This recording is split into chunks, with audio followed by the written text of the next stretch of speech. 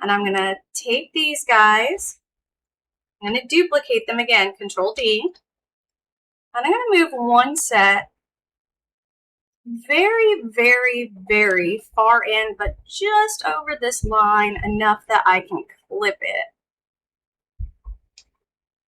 Takes a second to get it right. Once I've got that, then I can grab this interior line right here and pull this out. And I am going to use my boolean tools, Control B. I'm going to go ahead and subtract those. And that's going to be the interior portion of my dovetail. I'm going to do the same thing again, but I'm going to do it the opposite direction so that we have the male portion of the dovetail. I'm going to Control D. That copies this line.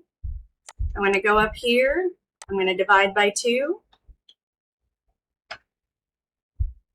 I am going to allow this one to stay selected. I'm going to select this side, and I am going to go L for left. So now I've moved it to the left. Grab my dovetails, do the same thing that I did, except for in reverse. I'm going to come all the way out this way. Just not even a 1/4 of a millimeter over the line. Grab that center one, Control W, that's going to weld it together. And now I have 2 pieces of the dovetail. The one thing we want to remember to do is when we're working with dovetails, we do need to make sure that they're tight. So we have to work on our kerf a little bit.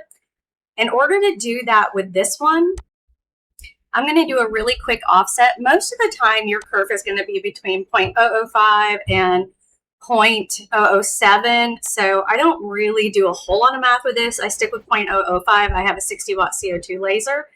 So if I do 0.005, I make it go outward because I want it to go out a little bit tight. And I'm going to leave it at corner. Then I'm going to just hit OK, scroll way, way in, and remove this interior line. It is very minuscule. It might be a little difficult to get unless you scroll in, hit delete. Or I can always go and delete that, delete original objects, and it'll delete it for me. Sometimes I like to leave it just in case I didn't get it right, and I can fix it my own way. And now we have a dovetail that we can cut into 2 pieces. It'll create this big sign, and then this middle piece will cover the dovetail when we're done. And then we just got to sand down maybe a little bit of wood glue on that seam or wood filler on that seam so it doesn't show. I hope this helps someone today.